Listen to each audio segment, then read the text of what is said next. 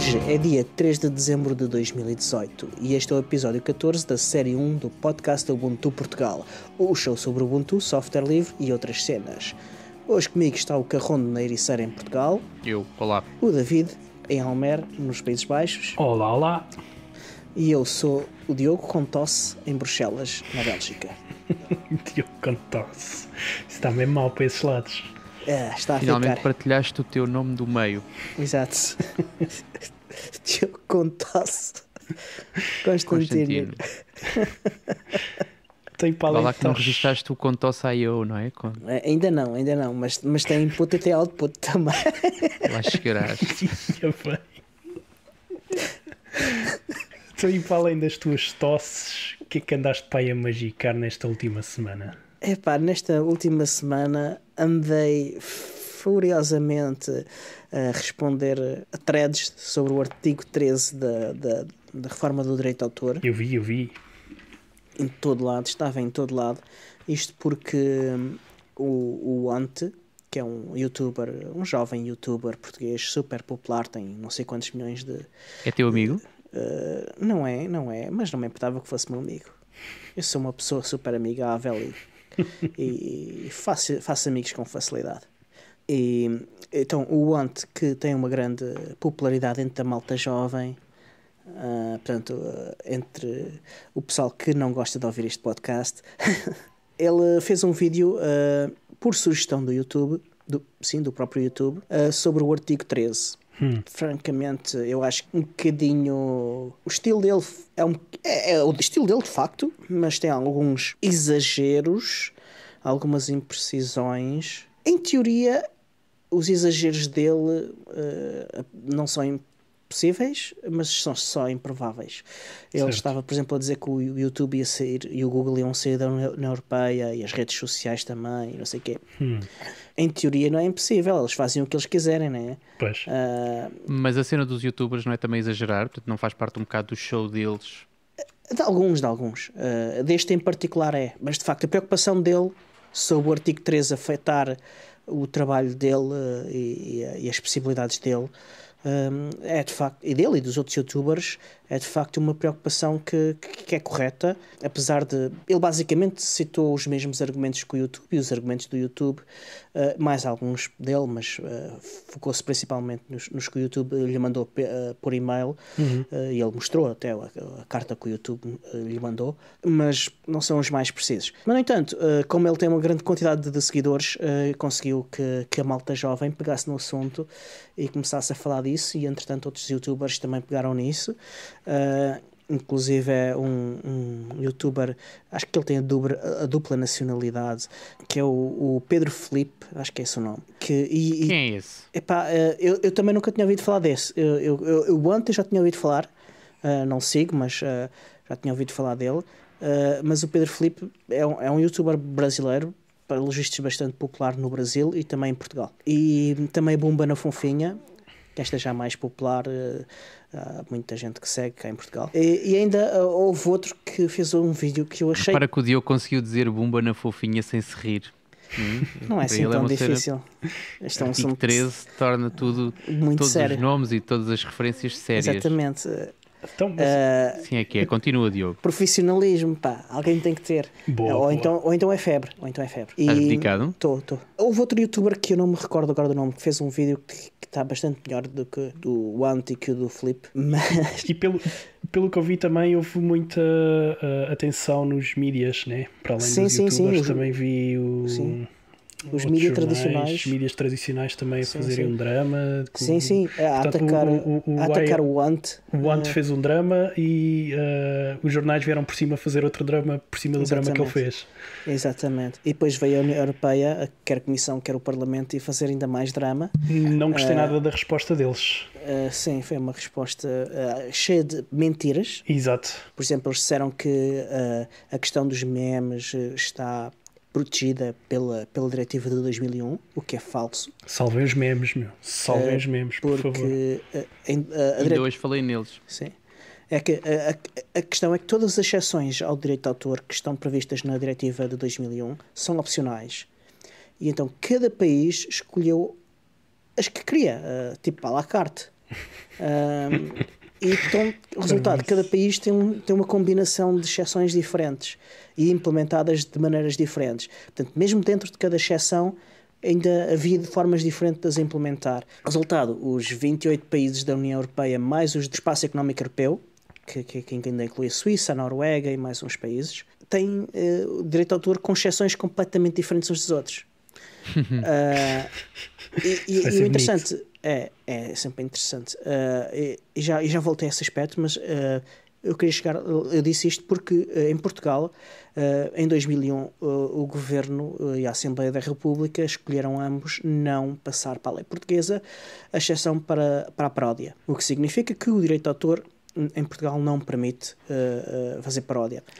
O que não quer dizer que seja proibido fazer paródia. E isso é verdade. Não é proibido, só não podem fazer isso utilizando obras de outras pessoas. Certo, ou seja, ninguém podia pegar no nosso podcast e gozar com a gente, basicamente. Exatamente. Ou pegar com o nosso podcast e gozar com outras pessoas diferentes. Também. Só nós é que podemos gozar. Boa. No nosso podcast. Por acaso podem pegar no nosso podcast, porque o nosso podcast é publicado em CC, portanto... Sim, mas gozem connosco.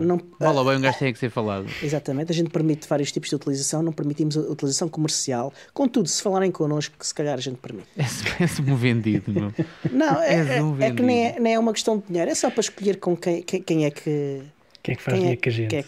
Exatamente. É escama a Amélia. Olha, mas estou curioso aqui com uma parte que é, tu então passaste a semana a fazer... Vamos só dizer ativo. Sim. Nos fóruns e nos locais de discussão. E nessas cenas. Foste meiguinho com os meninos ou foste muito bruto com os meninos? Eu digo meninos porque quem segue os youtubers é malta um bocadinho mais nova, não é? Sim. Não está na nossa faixa etária. A malta jovem estava francamente do nosso lado, portanto, do lado anti-artigo 13. Do podcast do Ubuntu Portugal? Sim. Ok. Mas o pessoal que houve, os fãs dos youtubers, estavam de facto do lado da reforma do artigo, contra o artigo 13. Pelo que de vez em quando aparecia lá alguém, mas explicava-se porque é que aquilo não era bem assim, punha-se uns links para o site da D3 a explicar o mínimo dos mínimos sobre a reforma de direito de autor e esse tipo de coisas, e a malta lá ia percebendo aos poucos. Só a Comissão Europeia e o Parlamento Europeu é que continuaram a espalhar falsidades como aquela dos memes, e não só, espalharam mais falsidades ainda. Os filtros serem eficazes e que é um disparate, toda a gente sabe que aquilo é um disparate. Mas de certo modo a União Europeia fez aquilo que era suposto fazer, não é? Segundo eles, eu acho que acham que aquilo vai tudo funcionar muito bem. O problema mais grave aqui é a falta de massa crítica que há nesta tomada de decisões, que eles não percebem puto do que se passa efetivamente no terreno, na parte técnica. Eu não acho que eles não percebam. Eles tomaram uma posição e eles não querem saber do interesse público, é a minha opinião. Pode-se achar legítimo ou não, eu só não acho que eles devam vir depois a público a dizer que as outras pessoas estão a mentir, e eles fizeram isso. Mas eles eu não estou aqui a dizer que defendo, longe de mim, mas aquilo que eu percebo é que, de alguma maneira, aquilo que eles que veio cá para fora pela boca de uma instituição como essa é aquilo que eles estão a defender, e não seria esperado que fosse de outra forma, não é? Eles não estão a dizer, eles não vão decidir num sentido e não vão estar a pôr cá para fora declarações contrárias. Mas é interessante que eles não costumam falar sobre nenhum dos temas em que eles trabalham. Quando está neste processo legislativo, neste ponto, e envolver-se em discussões públicas e nisso tudo. Isto sim é inédito. Okay. O que também é bom, acho eu. Também dá para ver um bocado o lado de, pelo menos, quem responde nos social media. Dá para depois nós irmos lá desmascarar o que eles dizem, sim. Exato. E parece que amanhã há um evento, não é? Relativamente ao artigo 13. Sim. Várias organizações, inclusive a Comunidade Ubuntu Portugal, a Wikimedia Portugal, a D3, a Ansol. Espera aí um bocadinho, nós ainda não estamos habituados a isso, nós gravamos e publicamos quando nos apetece, mas isto agora é um caso sério, portanto isto agora é para publicar às quintas-feiras, portanto exatamente. Foi antes de ontem que aconteceu, não é? Exatamente. Então, e o que é que vocês acham? Acham que correu bem? Vamos ver. Vamos ver como correu. Vamos ver, não, já estamos Back a ver. To the future. Já estamos a ver como é que correu. Isto é quinta-feira, portanto. Imprimimos já aqui um buraco no espaço-tempo. Exatamente. Infelizmente, a confirmação da data e disso tudo surgiu para aí no dia a seguir a nós termos gravado a última vez. E infelizmente não conseguimos gravar a tempo de anunciar o evento. E para quem não teve com atenção à tua introdução, Diogo, nós estamos a gravar isto no dia 3, segunda-feira. Exatamente. Portanto, em relação à gravação vai ser amanhã. Em relação à vossa audição, será de quinta-feira para a frente, conforme a vossa disponibilidade. Portanto, já aconteceu e nós temos a certeza que foi um sucesso. Sim, sim. Sem dúvida. Com certeza. As pessoas que lá vão estar são pessoas informadas sobre o assunto. Vão ver políticos. Pelo menos um dos partidos vai mandar lá pessoas. Ou uma pessoa, pelo menos. Pelo que promete ser interessante. O Anto foi convidado, atenção. Ele já garantiu presença ou não? Não sei, não faço ideia. Sei que a Comissão Europeia também foi convidada. Não sei se vão parecer ou não. Não tenho informação sobre isso ainda. Ok. Iremos ver. David, a tua semana? A minha semana. Olha, a minha semana foi bastante rica em prendinhas. Prendinhas. Ui, espera que ainda não falámos na estragação. Da estragação financeira. Estragação financeira, exatamente. Prendinhas que chegaram, Pai Natal antecipado, prendas de anos também. Aliás, uma delas chegou no dia dos meus anos, certinha. Um efeito espacial. Tenho um portátil novo e agora este... Uau. Ui, espera que ele trouxe... Tem uma rena. Uma Para rena. quem não está a ver, o Diogo comprou uma rena. Uma rena da Ubuntu. Pronto. E... Podemos dizer o que nos apetece, ninguém nos vê. Pois não. Portanto, sim, é uma É rena. uma rena, exato. Alguém que me desminta. Então, se houvesse uma rena como nome de animal, qual era o outro nome? Rena Uma ramelosa? rena. Ah, mas que é de uma distribuição. Sim, uma versão. Tens que esperar que dê a volta e que os portugueses comprem mais ações do que... aliás, pode ser tu, o português, que compra mais ações. Sim, sem E dúvida. que os nomes comecem a sair em português, mas pode ser a rena remelosa. Rena ramelosa. Ou a rena ruim. Ou rena roqueira.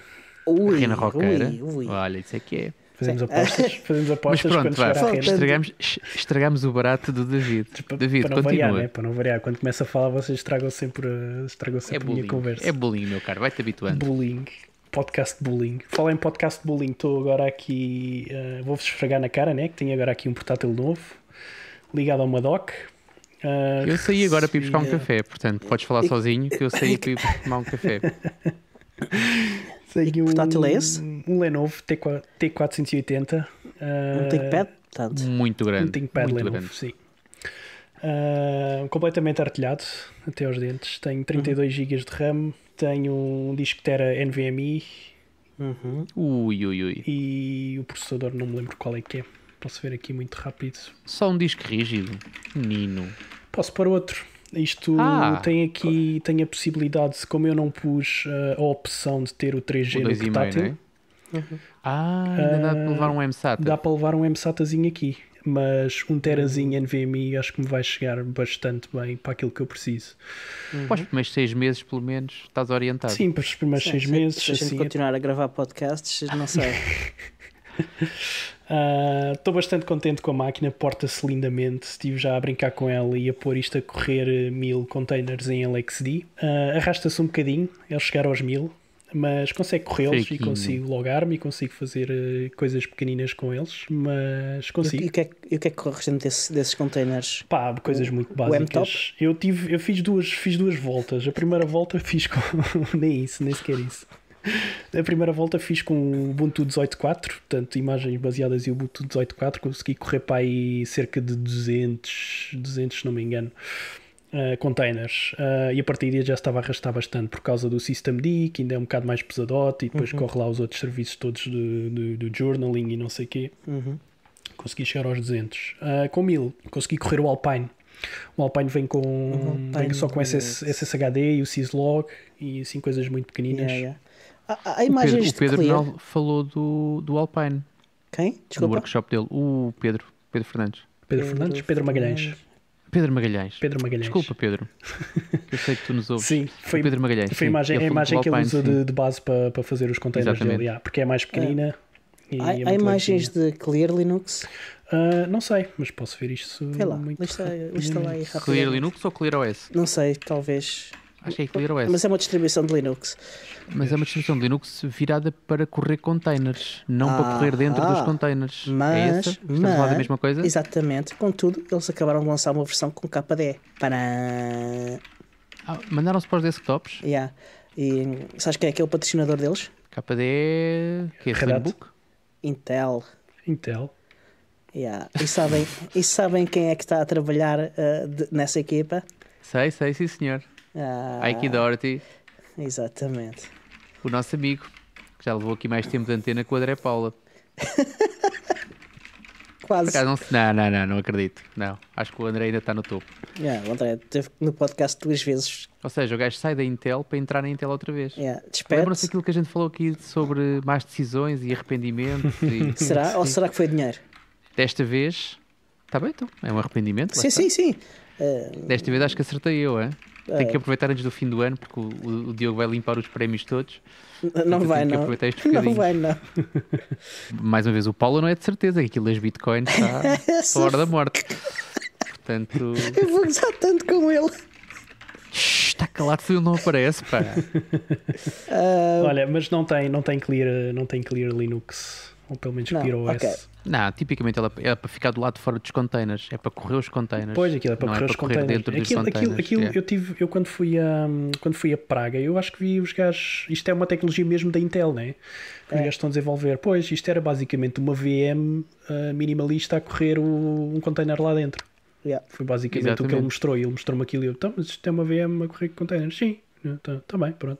Agora, o ClearOS é pago, se não me engano, aquilo é licenciado. Provavelmente, já. Não, ClearOS, espera. O ClearOS é aquilo que é para funcionar como o Zential e como... Ou seja, é para funcionar como gateway. Não. É mesmo para ser uma virtual machine mesmo pequenininha e dizem que é muito segura e não sei o quê.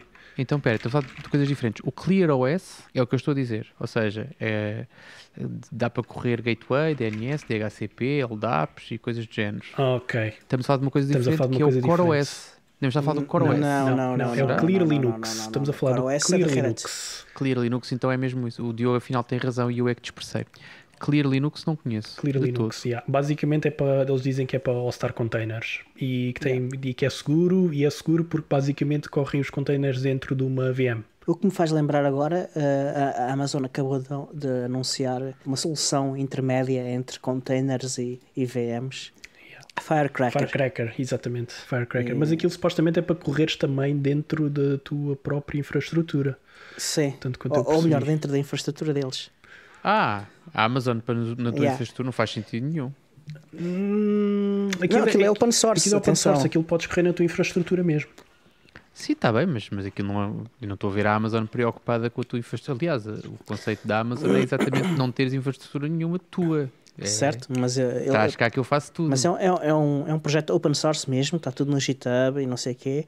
Pá, se quiseres podes, só que a ideia deles é que vai ser mais barato correres na cena deles do que correres tu. Como é óbvio, claro. Quero ver isso, quem é que vai correr aquilo em ferro próprio. Mas pronto, não, este Clear Linux, voltando um bocadinho atrás, este Clear Linux, de facto eu estava aqui baralhado com os conceitos porque existe o CoreOS que tem o mesmo conceito, ou seja, é só just enough Linux to... Não sei como é que é, mas o slogan deles é mais ou menos isto, ou seja, só o suficiente para correr containers. Yeah. Este Clear Linux é aqui que o Ike está a trabalhar. Yeah. Que giro. Interessante. Como o mundo é pequenino. Interessante. Estes acasos da vida. Voltando aos tópicos. Voltando ao tópico do à nossa lista, não é? Ao portátil do David. Ao portátil do David. Parecemos aqui umas velhas a quadrilhar. Pronto, falei do portátil, né? Não há assim também muito mais a adicionar. Comprei com uma docking station que se liga por Thunderbolt, o que é bastante interessante. Ainda tive aqui um bocado de dificuldades porque tens aqui 2 ou 3 na dock tens 2 Thunderbolts e no portátil podes ligar o Thunderbolt diretamente ao power ou mesmo à porta Thunderbolt. Então, carregas isso com a doca? Carrego isto com a doca. Isso é que é com muito um bom, único cabo. O Slimbook não faz isso. Isto é maravilhoso. Creio que havia uma opção para isso. Não? Esquece. O Alejandro confirmou. Não há. Okay. Esquece. Aquilo não é puro, aquilo é uma variante qualquer. Eu estive a ver essas coisas todas, estive a ver os portáteis todos e a minha escolha foi para este portátil porque para já eu não precisava de Nvidia, nem queria utilizar Nvidia. E uma das coisas que eu estive a ver é que estava na dúvida entre este ThinkPad e entre o Dell, o XPS, porque eu gostei bastante do XPS. E os XPS de alta gama vinham todos com Nvidia embutida. Não havia maneira de haver portátil sem Nvidia. Então, é por tua causa que as ações da Nvidia afundaram. Provavelmente. Não lhes dei o meu dinheiro, o meu riquinho dinheiro para eles.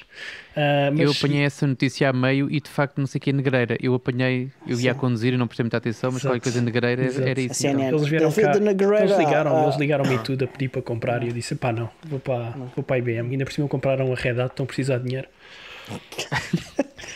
E então, pronto, decidi ir para eles. Coitadinho. E outra das coisas é que, como tu também mostraste no outro dia, Diogo, falaste-me da Docking Station para ir ver aquele podcast. E realmente há Docking Stations para a Lenovo com Nvidia embutida, que é uma magia que eu nunca tinha visto. Yeah. Basicamente podes ter uma gráfica externa e passa a fazer o processamento todo gráfico no teu portátil se tu precisares. Eu fiquei mesmo maravilhado com isso. Não comprei Quase essa. está à vontade de comprar um só para ter isso. Exato. Não é para nada. Só para estar ali a correr a cena das rodas dentada a correr. Só isso. O LX Gears a correr no background. Mas pronto, se alguma vez eu tiver alguma necessidade de usar uma Nvidia, sei que tenho essa hipótese com outra coisa externa, com um dock externo. Para além disso, como mandei vir também um teclado super hacker, chamado Ultra Hacking Keyboard. Ultra Hacking. Esses são dos bons. Para que contrariar? É um portátil feito na Hungria que é bastante customizável. Pronto, e o teclado permite ter várias opções de teclas, umas mais sensíveis, outras menos sensíveis, umas em que tens táctil e não táctil, e eu basicamente escolhi o standard, que é as castanhas. E as castanhas fazem menos barulho do que as azuis e tens realmente o sentido tátil quando carregas no teclado. Okay. Vais deixar links para isso? Para quem quiser fazer um setup igual ao teu, poder comprar tudo o que tu compraste? Vou deixar, sim senhora. Porque agora a tua legião de seguidores vai toda querer comprar igual. Tudo querer comprar igual. E acho muito bem. Só tem que esperar não sei quantos meses até isto estar feito e ser mandado. Mas pronto. O keyboard é feito tecla a tecla para a tua mão, não é? Tecla a tecla, sim. Eu tive que mandar as medidas do anel e não sei o quê, e os centímetros do polegar e essas coisas todas para porem tudo a jeito. Não é tão longe, mas tens também os módulozinhos que podes comprar, os módulos à parte. Eu comprei também com um módulozinho de tipo touchpad, porque eu estou bastante habituado a mexer no touchpad com o polegar no meu portátil. Achei que daria jeito para cortar ao máximo, tirar a mão do teclado e mexer no rato. Vou experimentar. E agora vou ter que esperar não sei quantos meses para receber o teclado. Outra das coisas que me aconteceu esta semana foi que assinei a petição do Public Money Public Codes. A Free Software Foundation anda a fazer uma petição. Free Software Foundation Europe anda a fazer a petição para fazer as assinaturas para mandarem para o Parlamento Europeu, para pelo menos ir à discussão. Eu assinei. Peço a todos que também assinem, porque acho que é uma ação bastante importante e acho que ia mudar bastante a maneira, um bocado como a democracia pode ser feita, e tendo acesso ao código que os governos correm. Por um lado podemos auditar, por outro lado podemos melhorar. Está nas nossas mãos. Basicamente podemos passar isso para as nossas mãos. Exatamente, e é pago por nós, portanto nós todos podemos poder beneficiar dele. Exatamente.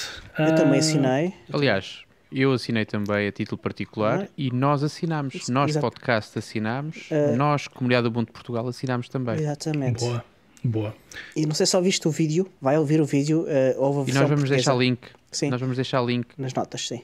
Eu sei o que é que tu queres dizer, Diogo, mas o importante aqui é que nós vamos deixar o vídeo nas notas do episódio. O David também, que ainda não teve a oportunidade de ver, pode também ver. Provavelmente antes de hoje, quinta-feira, que é quando o episódio sai, porque ele vai ter acesso às notas privilegiadas deste episódio. Exato. E pronto, foi nessas coisas que andei metido esta semana. E tu, Tiago, o que é que andaste aí a brincar esta semana? Ora, eu andei a brincar coisas que eu costumo encaixar numa categoria que inventei que se chama o Lego dos Crescidos. O Lego dos Crescidos.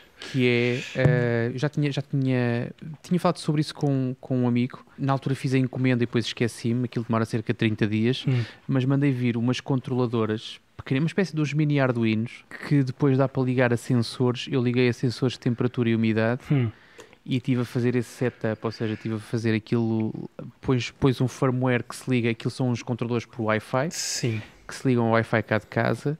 E aquilo que eu tive a fazer basicamente foi a montar os primeiros 2, que foi aqueles que eu encomendei, e agora já encomendei mais 10. 10? Para fazer o resto, sim. Tens aí, vais por aí no teu castelo. No teu castelo todo. Exatamente. Vais ter tudo de sensores. A minha ideia é, por uma questão de controlo e também de saúde, quero deixar em cada divisão da minha casa um sensor de temperatura e umidade.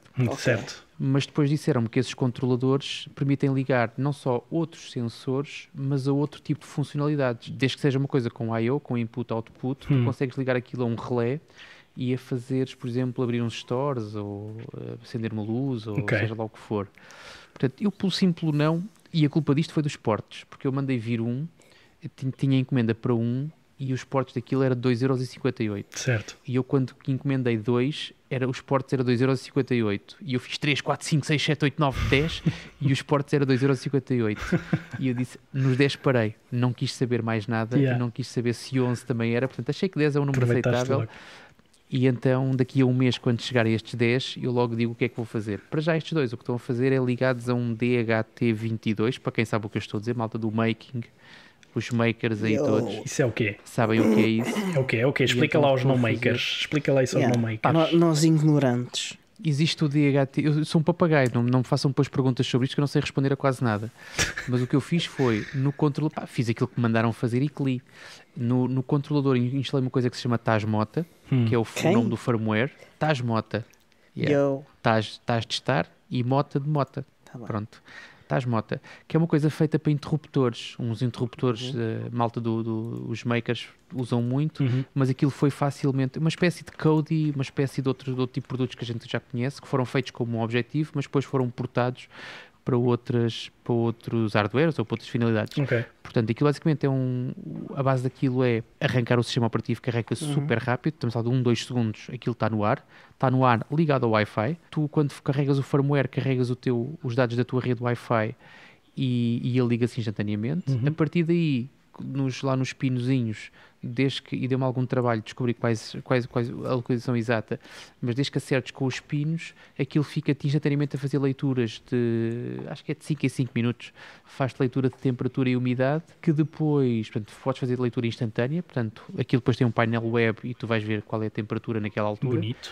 Ou então podes descarregar aquilo para um Home Assistant, uma coisa que corre no Raspberry Pi. Sim. E que tu podes fazer controlo, não só podes fazer controlo, ou seja, teres gráficos e teres registros do dia todo e da semana toda, mas podes depois fazer automatizações como ligar aquilo a um aquecedor ou um ar-condicionado e a partir de uma certa temperatura liga ou desliga, portanto, e podes fazer coisas desse género, ou então ligares aquilo à tomada do desumidificador. Sim. E o desumidificador liga quando este tipo de coisas, de interações. Para já estou ainda muito suave, portanto quero que isto fique a funcionar bem. Já entretanto também ando seriamente a pensar em comprar uma impressora 3D.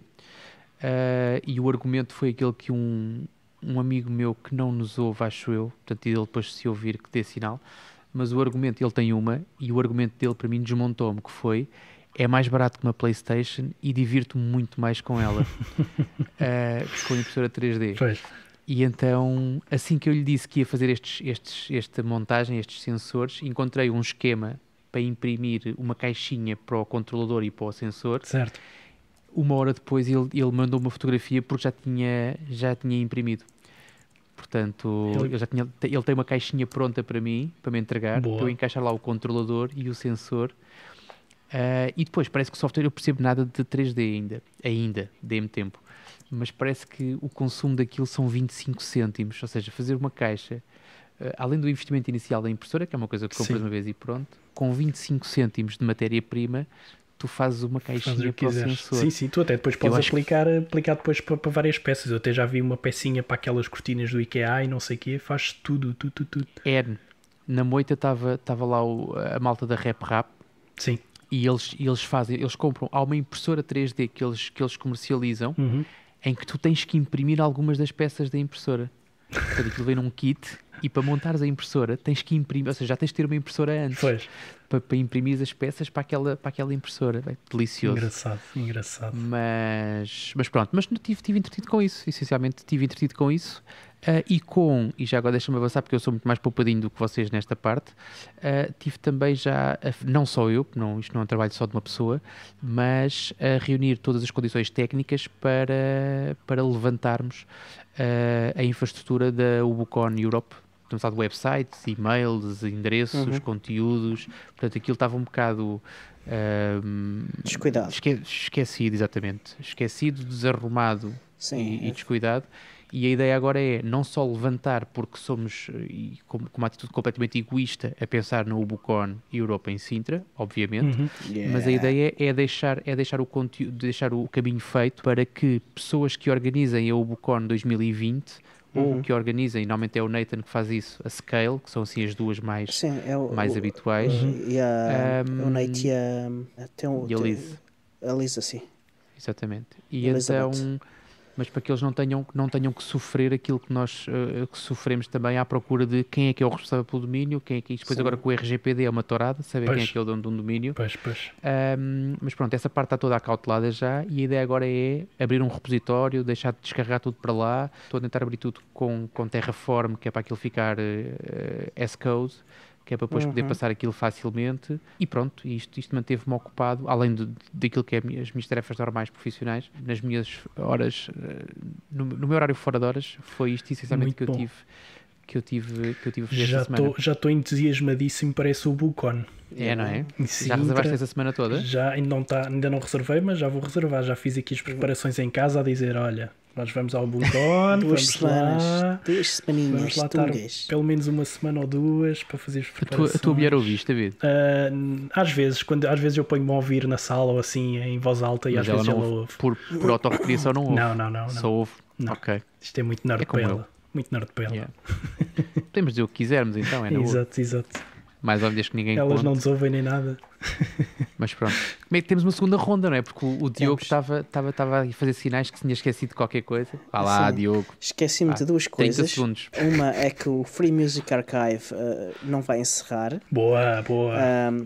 Pelo menos parece, pelo menos até ao fim de dezembro não, e segundo eles até ao fim de dezembro há notícias sobre boas notícias, pelo que eles disseram. Que, não disseram o quê, mas disseram que eram boas notícias, exatamente, né? Portanto, à partida... pelo que eles não vão parar o backup para o Internet Archive. Boa. E não vão permitir uploads até ao fim de dezembro, mas que no fim de dezembro esperam boas notícias, o que é muito fixe. E enquanto o Tiago estava aqui a falar, eu estava a mostrar aqui pela webcam ao David, que ainda não tinha visto, o meu Pinebook, que chegou entretanto. A botar pela primeira vez. Exatamente. Não pela primeira vez. Ele na moita botou 2 ou 3 vezes. Okay. Pelo menos. Ele andou de mão em mão. Já fizeste o setup do OEM ou não? Exatamente, acabou agora mesmo. Maravilha. Comecei quando tu começaste a falar, aliás, já durante, e acabou agora, e está feito. Ele basicamente está a correr QDE Neon. Agora estou à espera de fazer o upgrade para os 32 GB de RAM. Okay. Mas já encomendaste, foi? Ou sim, viu numa caixinha à parte e tens que o abrir? Está a caminho. Ok. Chega na máquina com 32 GB de RAM. Não é de RAM, desculpa, é de storage, desculpa. Ok. Desculpa, peço storage.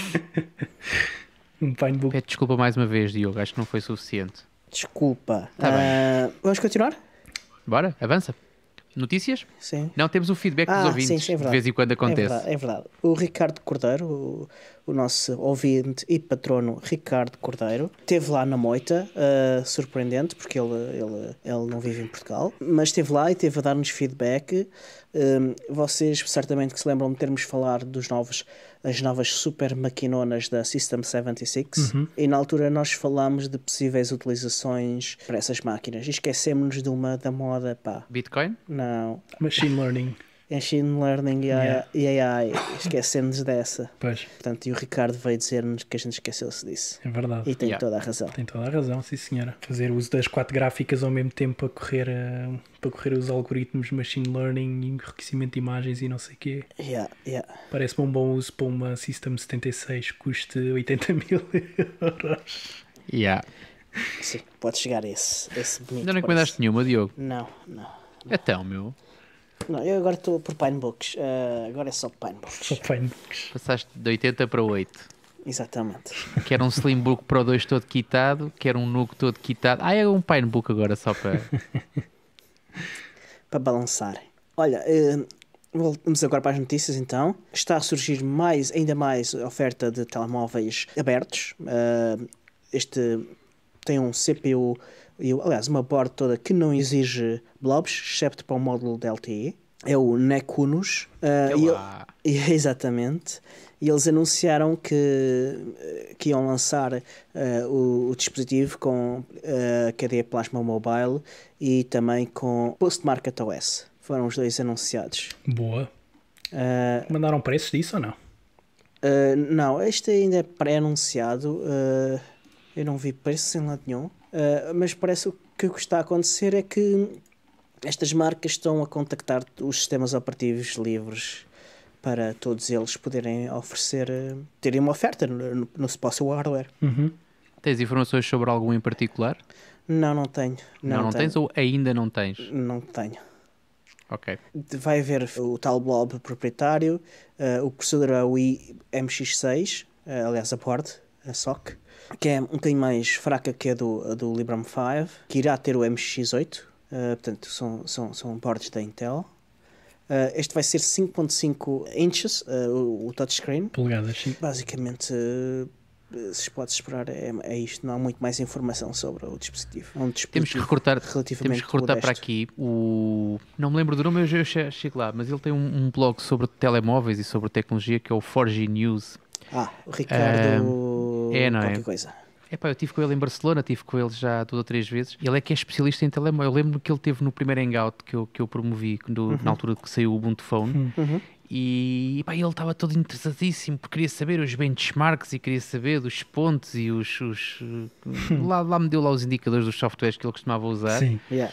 Temos que recrutá-lo, para que todas as semanas sai um telemóvel novo ou sai um novo interesse em telemóveis, em software, e devíamos arranjar aqui, tu que és bom a definir títulos, Diogo, títulos de pessoas, temos que arranjar aqui o Super Specialist o Senior Mobile Specialist. Senior Mobile Specialist, parece-me bem. E convidamos o... Eu já lá vou, deixem-me buscar a minha lista de contactos. Eu acho que ele é Ricardo. É capaz de ser. Entretanto, outra pessoa interessante, que é o William Wald, da Canonical, da equipa de Mir, já cá falámos dele uma vez, é o elemento mais novo da equipa. Tem um vídeo de Ubuntu, aliás, neste caso é Ubuntu, porque corre em Ubuntu, e é Mate, porque ele conseguiu correr Mate em cima do Mir. Não ainda completo, mas se forem ver o vídeo, vê-se a barra, vê-se o Kaja, vê-se várias das aplicações a correr e com bastante snappy, portanto o caminho avanço. parece estar bastante avançado. Justiça seja feita. Filipe Alves é o fundador do 4G News, exatamente. Então, Filipe. Fala com o Filipe. Okay. Desculpa, Filipe, que eu sei que tu não deves ouvir. Mas pronto, se caso ouças este por acidente, que a gente vai fazer um tag para 4G News, vamos-te roubar tráfego. És tu, Filipe. E eu lembro-me de ti, não estava a lembrar-me do teu nome só. Noutras notícias, o Xubuntu vai parar de produzir ISOs para 32 bits a partir do Ubuntu 19.04. Isto vem em sequência de várias distribuições pararem de fazer distribuição em 32 bits, e neste preciso momento a única distribuição em Ubuntu que ainda distribui em 32 bits, pelo menos por enquanto, é o Ubuntu. É o Ubuntu, yeah. I told you so. Yeah. E vamos lá ver até quando é que o Ubuntu vai continuar a oferecer 32 bits, né? Vai ser complicado. Cada vez há menos hardware, cada vez há menos... Sim, menos testers. Pois. Convém sempre esclarecer, porque senão a malta e a internet toda vai revoltar-se contra nós, que são ISOs, imagens, ou seja, download de imagens para instalar. Existe sempre a possibilidade de descarregar a ISO minimal, por exemplo, e depois fazer a instalação a partir daí, ou fazer upgrades, ou existem várias formas. Agora, o ISO como suporte de instalação é que vai deixar de existir. Exato. Exatamente. Noutras notícias, mais relacionada com hardware, o RISC-V e a Linux Foundation fizeram uma parceria para promover o CPU.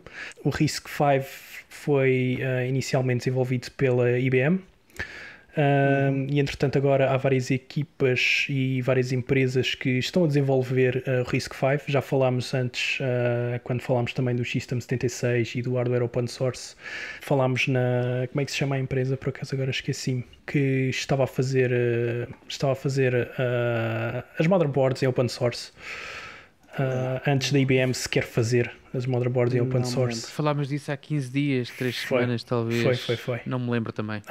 Pronto, não interessa. Isto quer dizer que há realmente uma necessidade e uma procura de se desenvolver um CPU totalmente livre, totalmente open source. E o que isto quer dizer, o que é que esta parceria quer dizer, é que a Linux Foundation vai ajudar a equipa do RISC-V com toda a parte legal e com toda a parte de distribuição do hardware e como é que vão fazer as comunidades e como é que vão, digamos assim, abrir o sistema e o design para toda a gente aceder. E Tiago, ouvi dizer que a utilização do Steam em Linux também subiu? Sim.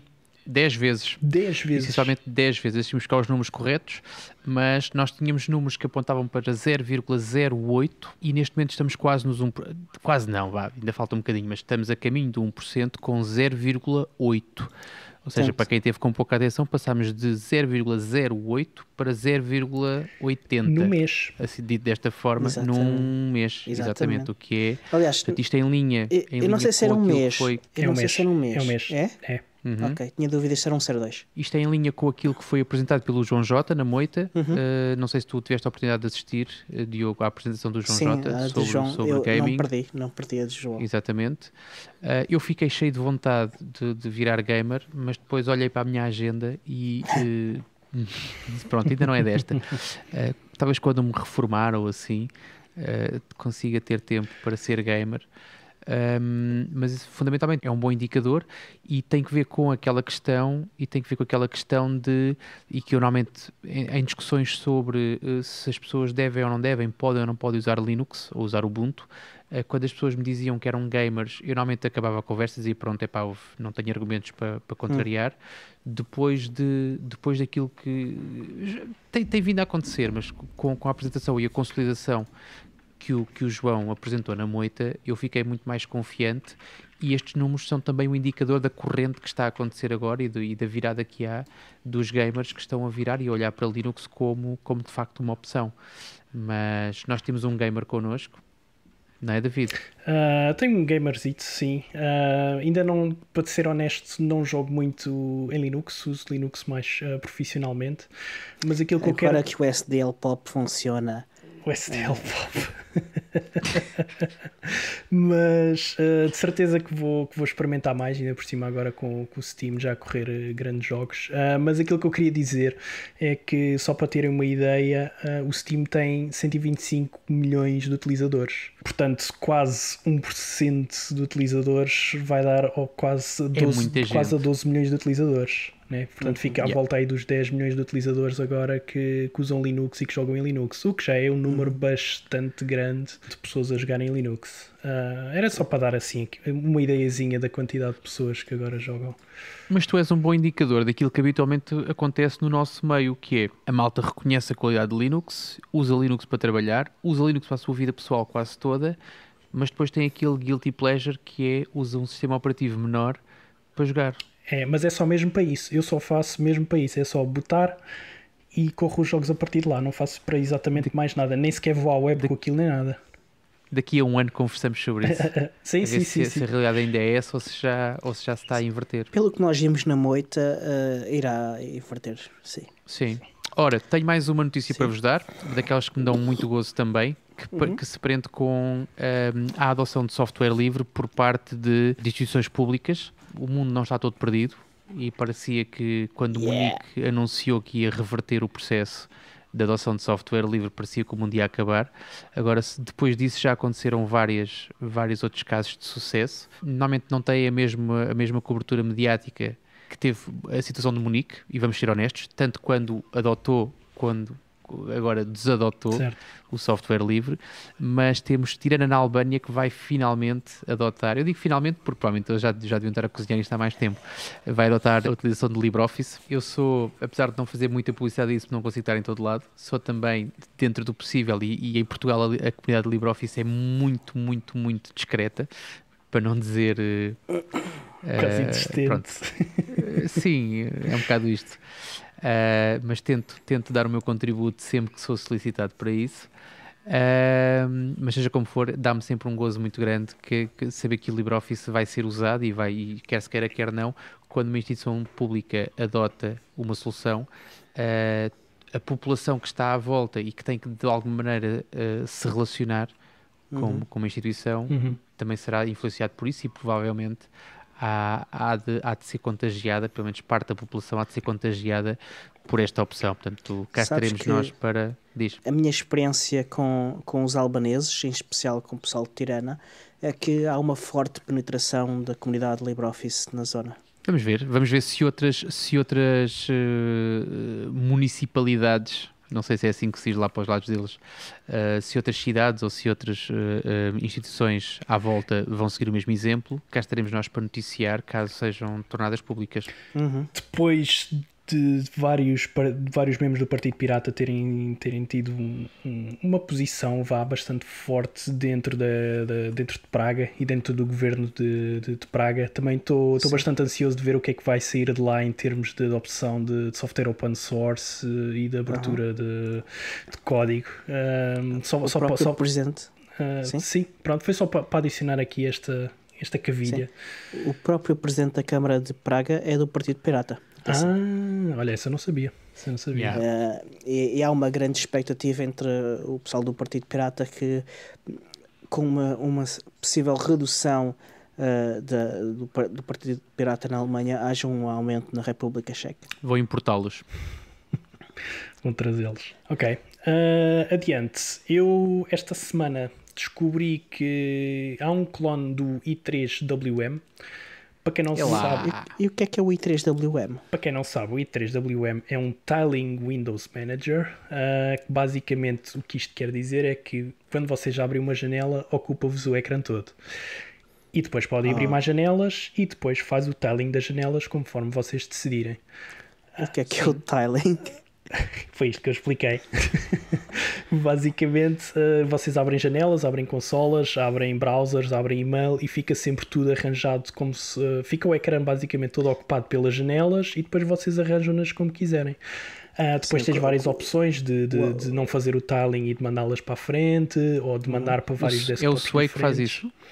É o i3WM, neste caso. É o que eu uso. E é o que eu uso e é o que me dá bastante jeito de utilizar.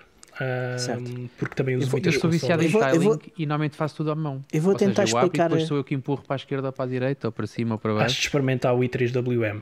Eu vou tentar explicar Já estou aqui a pesquisar, meu caro. Um bocadinho melhor o que é o tiling. Basicamente o que acontece é que o ecrã vai se subdividir em regiões e cada uma dessas regiões tem uma das janelas. Acho que é um bocadinho mais. O professor Constantino a divisão tentou explicar. É assim, o WM não te força a divisão, tu fazes a divisão conforme tu quiseres. Sim.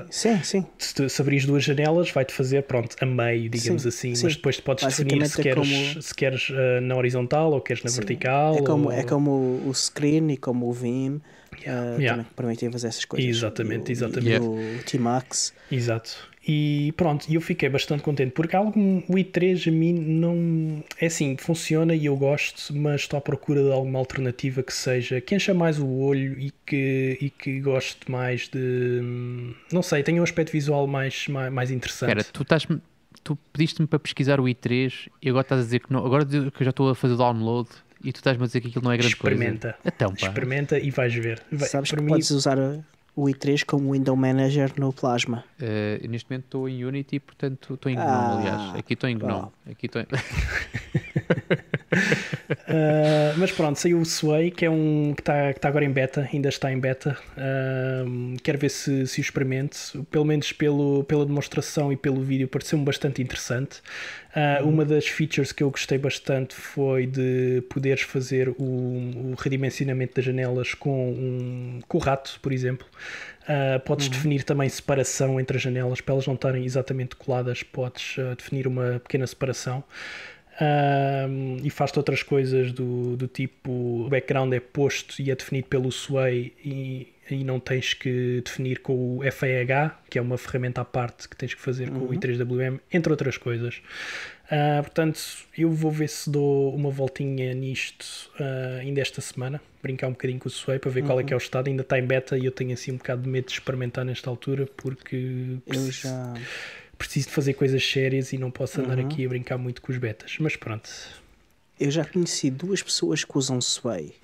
Uma eu não me lembro do nome dele e a outra já falámos dele já falámos dele neste episódio, o William Wold, da Canonical. Certo. Ele usa Sway no desktop dele. Ok. Portanto, este episódio é o episódio do não nos lembramos do nome, mas sabemos quem são. Exatamente. Acho que já temos título. Confiem em nós. Olha, e se quiserem ouvir falar um bocadinho mais sobre o Sway, vamos deixar também um link para o Floss Weekly, em que tem um episódio em que entrevista o main developer do Sway. Boa. Já agora, eu estou então a seguir o conselho do David em linha e posso-vos dizer que o i3WM está nos repositórios, instala-se com apt, portanto é super simples, não há desculpa, só tenho que pôr um ifan no meio do i3 para WM e está lá o pacotinho à espera. Só ainda não experimentei porque estou com medo de rebentar o desktop e tenho uma gravação para agora acabar. não convém muito, neste precisamente não convém mas instalado já está. Sim. Agora só falta ver depois o resto. Depois é só fazer logout. Quando fizeres o login podes logo escolher qual é que é o Windows Manager que escolhes e deve aparecer logo lá o i3. Tranquilo. Depois não te assustes, é só carregares Alt Enter para abrir uma consola, está bem? Eu acho que não lhe devias ter dito isto, só para fazê-lo soar. E Alt D corre-te o comando que tu quiseres, só assim duas dicas. É tudo por teclado. Certo. Então e o que é que temos aí a cozinhar na agenda, Diogo? Tiago, podes falar-nos do primeiro item? Estamos a encerrar, senhora. Então o primeiro item, só para te baralhar, tem que ver com uma coisa que está a acontecer neste preciso instante em que nós estamos a publicar este episódio, que é o workshop que o David vai dar no Chalé 12 sobre LXD. Ele agora não vai dizer nada, vai ficar ali a morder-se, porque se eu me enganar com alguma coisa, paciência. Mas ele promete ensinar a malta a arrancar 1000 containers em Raspberry Pi. Sim, podem tentar, mas não vai correr bem. Não, portanto, temos a nossa hora Ubuntu na quinta-feira, que é o dia em que sai este episódio. Vamos tentar publicá-lo à hora do almoço, que é para as pessoas poderem ouvir e ir a correr ao chalé às 6h30. Certo. Às 8 temos o habitual encontro da comunidade em Sintra. Tipicamente em dezembro acontece sempre mais cedo para não chocar com o Natal e com as prendas. Portanto, despachamos isto logo na primeira semaninha, que é para depois fazermos o resto do mês em paz. Continuando na agenda, temos também o ciclo Cifra-te ou Devoram-te da Privacy LX. Já falámos na semana passada, portanto, só reforçar a ideia. Já, na semana, temos falado há algum tempo. Sim, a próxima vai ser no dia 5 de dezembro. 5 de dezembro, na altura da gravação, exatamente, portanto vai ser no dia 12. Se ouvirem isto na quinta-feira, a próxima será no dia 12. Dia 12 ainda há, eu penso que é a última, dia 12. Sim, se não me engano. talvez. Mas nós vamos incluir links para não variar. Se tiverem o dom da boa memória, podem ir ver o link da semana passada, porque também está lá e podem estar a par disso. O David vai passear neste fim de semana. Este fim de semana que vai entrar até ao... Eu disse David? Não, eu disse Diogo. Não, vocês perceberam os dois mal. Eu disse Diogo. O Diogo vai passear até ao Ubuntu Party em Paris. Também já tínhamos aqui falado sobre isso. E também está no nosso calendário no site. Não é, Diogo? Exatamente. E que eu me lembro, não tenho assim mais nada. Portanto, resta-nos só encerrar. Estamos a chegar ao final. Exatamente. Não sei se vocês querem dizer mais alguma coisa. Sim, quer dizer que podem encontrar-nos ao nosso podcast em podcastubuntuportugal.org. Onde é que eles nos podem contactar, Tiago? Podem-nos contactar no Telegram, podem-nos contactar no Facebook, podem-nos contactar no Twitter, podem-nos contactar por e-mail no contacto@podcastubuntuportugal.org. David, e onde é que eles podem encontrar a comunidade Ubuntu Portugal? A comunidade Ubuntu Portugal pode ser em ubuntu-pt.org, no Twitter, Facebook e Telegram. Ok. Se quiserem apoiar o show, podem partilhar os nossos episódios e podem também tornar-se patronos em patreon.com/podcastubuntuportugal. É fácil, é barato, não dá milhões. E se precisarem de editar um podcast, falem com o Alexandre Carrapiço, da Thunderclaw Studios, que ele faz maravilhas. Aliás, ele faz com que as nossas vozes pareçam de rockstars. Portanto, se ele consegue fazer isso connosco, certamente que vai... Exatamente. Portanto, vai certamente fazer um excelente trabalho também com vocês. E qual é o e-mail deles?